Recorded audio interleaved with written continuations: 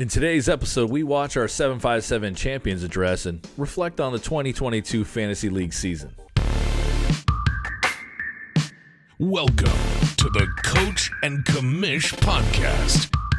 No, not Adam Gase, and definitely not Roger Goodell. It's Chris and Sean breaking down fantasy football for the everyday man. Welcome back. You're here with the Coach and Commish. I'm Chris. Sean, am I right? And yes, I think we said it a few times this year. It's been a little bit. That was the, I guess, this a very, very long year for the two of us. But you know what? It all comes to our Champions Address. So we were a little disconnected this year too. I mean, when you don't make the playoffs, either you of us, don't even care. We did what we could, guys. Yeah, I mean, you don't. It's hard to stay in this when you're not even in the playoffs. But LaRoyce was in the playoffs, and the man won, and so we deserve to give him his due and his Champions Address. Anything else you want to say to intro this man? No, there's no I'm excited. Intro worthy of this man, and let's jump right into his Champions Address. There it is. The 2022 season has come to a close, and the dinner rolls are victorious. It's taken a lot of luck, lots of laughs, lots of gifts, and lots of trades to get to this point. Ooh, definitely lots of trades. I'd like to take this time to say some personal thank yous. Oh, One, so nice. to my division mates. not us. Three brothers and a guy moving company. We did it. We moved up to the top. We put 3 of the 4 division mates in the playoffs. Sorry, Matt. Next year, that's your year. I doubt it. But we can hope. I'd like to thank the Sean Rock family. Oh, yes. For all the fuel that you all put into the trades that I created this year. I am truly, truly thankful. You all made me feel like family. I'd like to thank Soul Juice. Andy, as some of us know him. Still unsure about that Soul Juice name, but hey, we'll go with it. I'd like to thank you for the trades that were created this year that shook this league to its core. Yeah, almost killed him. That seemed one-sided all along, knowing that we would end up at this point right here. I'd like to thank Sean. Oh, I think we did more trades this year than we've ever done. it's true. Starting in the preseason, and we ended it off trading as well. I'd also like to thank Tim. The doctor. Your grammar policing has caused me the most anxiety out of anyone this year. I also like to thank Joe for bestowing all the knowledge of what happens and some of the injuries that have happened throughout this year, for bestowing that upon me. I appreciate it. We go in depth, man. Morgan, Here we go. to my competitor in the championship, you were almost there. It took heaven and earth to move for you to get beat this year, Yeah, sure. but I'm thankful that it happened. The chaos has come full circle in terms of you losing this year. Next year, buddy. Next year. Last but not least, I would like to thank me. I would like to thank me for believing in me. I'd like to thank me for trusting in my decision and not paying attention to all the apps that we can look at for trade decisions out there. I'd like to thank me for working hard on getting all these trades done and finding the perfect gift to communicate my message. Oh, Perfect. That's And then key. lastly, I would like to thank me for never trading any of my players for a Dunkin' gift card. Oh, the wife. Note here. Well, it looks like the Dunkin' gift card trade still stands. On to the 2023 season. Bravo. Man, in true LaRoyce fashion. Yeah, a little bit shorter than Tim's, but I think it was the way it needed to be. It's more GIF based, just a little shortened down version of it. Got the points he needed to. Did you really think you were going to do a fantasy championship speech without me? Without me there? Me who started it all? Put out the JT fake injury report from the very beginning? Seeing Tim say, I don't see it online. Oh, man. I'm not saying I'm salty, but I am. I'm salty. But great win. I'm coming back for my revenge next year. And Tim, your team sucks. Okay, that interruption was unexpected. Yeah. I mean, I guess it's official now. You're actually the league villain now. Yeah. Morgan, you're always unexpected. Yeah. But let's bring it back to our actual champion because we deserve to give him his due. What were some thoughts you had kind of on that speech? Oh, man. First off, the ending of the speech, the thank me, was like an over-the-top Oscar speech. I love that he spent about just as much time on thank me as he did on thanking everyone else. Yeah. It's like... Yeah, I was just thinking the Oscar when the award ceremonies from the celebrities and someone's in the back saying commercial. He's like, I'm gonna keep thanking me. Like when he took that last pause, I'm like, who's he thanking? I thought he'd be like, I just want to thank the whole league in general. He's like, no, it's all about me. Which maybe his family, but no, just himself. Yeah, his wife chiming in with the note, just nice little thing. Like I still want the Dunkin' gift cards. Yeah, love that call out. The big things for me that ending was. Unexpectedly funny. Yeah, and as I was mentioning before Morgan interrupted me there, the gifts. That was the key, the trades. So now we all know the magic sauce that gets these trades done for LaRoyce is we just need to pick the right GIF. Yeah. So maybe I just need to consult LaRoyce, when I'm about to do a trade, trying to get one done with Tim or something. I'll just be like, all right, I'm thinking between these two GIFs, which one is going to get it done? Because he's the GIF king. We got to give him that. And, his GIFs are what kind of seals trades, too. When he's talking to you, when he sends, slides into your DMs there, and he's trying to get you to think about this trade, you're like, nah, and then he'll just make you something laugh. It's funny, and it's 2 a.m., and you guys are chatting back and forth, and then you press accept, and everyone hates you in the league because of a trade. It just works. Good job, LaRoyce. Yeah, but then let's go ahead and segue here into some reflection on the season. So, 2022 season is over. Yep. If you're not in our league, we've had a great season here, and we're actually really trying to do a post get together. So just if you are in our league, make your calendars available. I'm thinking March time when the rest of the NFL schedule slows down. But I think it'd be fun to have kind of a Dundee-style awards where we all get together. So. If you're not in our league, I think it's a fun thing you guys can implement for your league.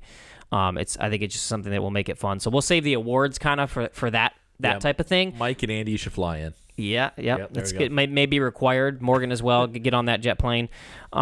But I did want to just reflect a little bit, and you had some thoughts on some kind of rule changes we had this week. So, always looking back at the setup of our league, the divisions were something new to this season. Were they a success, or did it really matter? What do you think, Kamish? Well, just to go back to LaRoyce's speech a little bit, I think it did work for rivalry because we heard there, division-wise, he gave a shout-out, but he kind of left the Kalanas out of it. And that may have just been, the rivalry of, I'm not giving them their airtime. This was the hard-fought. Actually, are they in the same division? Yeah. I'm, questioning myself now. Three brothers and a guy moving company. That's right, yeah. You got two brothers, brother-in-law, then LaRoyce was in that, in that league as well, which was something we wanted because him and Meat Prince, we wanted the gift battles between those two. But to look back in the reflection there, too, the smack talk in the rivalries were amazing. Specifically, Daniel and LaRoyce. Yeah. We'll talk about that later in a special segment. But you're right. It really did pump up the rivalries because we also had Morgan and Tim. That was kind of like the writer. When we did the whole little draw your random number, we all stared at each other, giving each other death looks if you don't leave an open space, Tim and Morgan are going to be in the same league, we're going to fight. That was the one absolute we needed. Had to happen. Lived up to it. I think our division needs a little more spiciness. 2 out of the 3 was extremely spicy and working. It helps if the league division is good, right? Yeah, if we're competitive. I think that was the missing piece. Joe was ready to throw some smack talk, but the 3 of us were still taking ourselves off the floor there from getting smacked in regular week-to-week matchups. Yep. And he's like, well, this ain't fun. Sorry, we'll come back with a fury. Don't worry. The Shone Rock division will soon be back. Yes, we are coming back for you. That's a guarantee. We don't know what year, but we're coming back. The NFC least, as we were called often. And then they turned out to be amazing, and then we weren't. But anyways, let's move on to a party question here. Ian, would you like to go to a party in my pants? No, Brick. All right, let's go. All right, our party question of the week. It is LaRoyce inspired because this episode's all about you, buddy. What was some of the best team names in our league history? It's changed a lot. Before, it used to be you stayed with one name all the way through. But LaRoyce started a trend. I believe it's with him. I'll give him all the credit. If it's somebody else, who cares? It's LaRoyce today. Might have back to Ryan, actually. I remember Ryan would change his name based on who was playing. Oh, man. Like way back in the day. Like Ryan, I remember the first one was the Ryan Tannehill has a rad first name. We were like, this is the longest name I've ever heard in my life. We just made a Ryan reference. Are you watching, Ryan? You always got to have one in there. Probably not. All right, so some of the big ones here. Soul Juice. Yes, as mentioned in the speech. What is it? Yeah. We all want to know what soul juice means. That's what we need from you, Andy. We just need a video posted in our sleeper or even on our socials. Put it on in the Facebook group or something, and just fully explain what is soul juice. Because America wants to know. I instantly think of like he trademarked it on on the sleeper right next to it. It's like soul juice something. You got to see the TM and little scripts. He trademarked it. I totally missed that. No, I'm thinking of Space Jam. That's what I think of. I think of Michael Jordan's special like sauce or whatever. Is that what soul juice is? I don't know. You have to let us know. You got to throw it back to the beginning, close to the beginning, but Boston Massacre. That's the head scratcher of it all. Right after the Boston bombings, he didn't change his name. We've had some risque ones. 69ers was another one. Another risque. So you guys are like toting the line. Like Phil did it without trying to play off that. Morgan really wants to be cringy. Yeah. For the rest of the league. And, shout out to the division names this year too. We had 69 some of the time and 69 all the time. I was and it's like everyone else looks at it. It's like hilarious, and then some of the guys are like, "Oh, can you change that? Can you change that, please? Quickly?" Like it was good for a second, but hey, he's the runner-up, so he kind of gets some say there. We got to give it to the man. Dinner rolls and tickled ivories. Yeah, dinner rolls. Obviously, that one draft night made it amazing. Everybody just shouting dinner rolls when it was every time we had dinner rolls. Dinner rolls. That was like me first meeting LaRoyce, and I was like, we just connected because I love that name. But tickled ivories. Who was the player? I think it was Chris Ivory, the running back, right? Yeah, for the Jets. Yep, he had drafted him, and he kind of carried him through some of the season, and then tickled ivories made their way on there. And speaking of risque, I'm just like, okay, we're toting the line. It's like the one place most of our husbands, fathers, and it's just like when we want to throw a joke in, it's in our sleeper app. Yep, changing our team name, Tidewater Turtles. I've never understood what the turtles stood for. We had a sound drop for it in our frenemy days. Yeah. Loved it. One of my favorites. But what's the turtle again? I don't remember. I don't know. Yeah, that's a good question too. Like, let's get some backstory on these team names. Like, where did turtles come in? It may have just been that Tidewater and turtles both start with T. That's where I go. And that may be that simple, but I'm sure there may be a backstory that Daniel can give us on that. Yeah, and then I know we don't have it on the script here, but David, what's up with never changing from Baltimore Birds? Like, I kind of like it. He's sticking to it. He's had that logo, that name. Yeah. The whole 10 plus years we've been in this league. David's like the old guy that lives in a small town of like 1,000 people, right? And then they think about changing what street sign name. They're like, no, that's what I know. I turn on Broad Street. Don't name it after some famous football player. It's Broad Street forever. That's David. He gets grouchy over something like that. And then my last call out I just want to do, we'll bring it all the way back to the very beginning. All the way. Before this man was over here taking titles in our league. We originally had a guy, Tim's brother, who auto-drafted. His original roster name was Boss Roster. And then he won the league with his auto drafting. And then the next year, for as long as he was in the league, I think, and you guys can correct me if I'm wrong on this, I think it was Sir Auto Draft is what he named it, just to rub it in all of our faces. That one's got a sting. It did.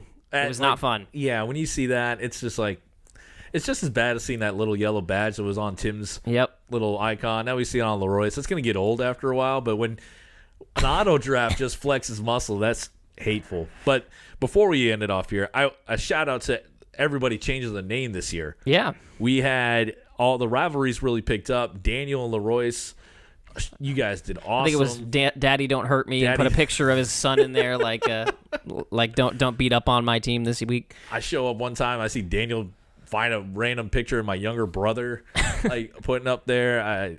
Joe always changes his name to something. It seems like every week. There's so many we're probably forgetting too. So like, hit us up in Sleeper, hit us up under the comments, and just bring back some of that nostalgia because it's fun to see all these names we've had. The Taj, you always stay with something dark themed. When you do change, it's kind of you stay to Darth Hoodie. He's got to stick with his Bill Belichick that's his spirit brand. animal. That's his brand there. But like the commish said, if there's something we miss in there, sorry. There's so many, and Sleeper does not keep very good record of them all. Yeah. But it was a great 2022 season. I would not want it to end any better way. If I couldn't win one, LaRoyce was good. If Morgan won it, it would have been chaos. It is. It was almost chaos. You saw him interrupt the broadcast here. But maybe next year, Morgan. Did you see him throw that kind of shade on everybody into the Sleeper app? How he found the all-time rankings of how he's leading the way. He's like, good move. Well done, sir. Just like he's like, suck it. He's like, I'm gonna see you as a winner.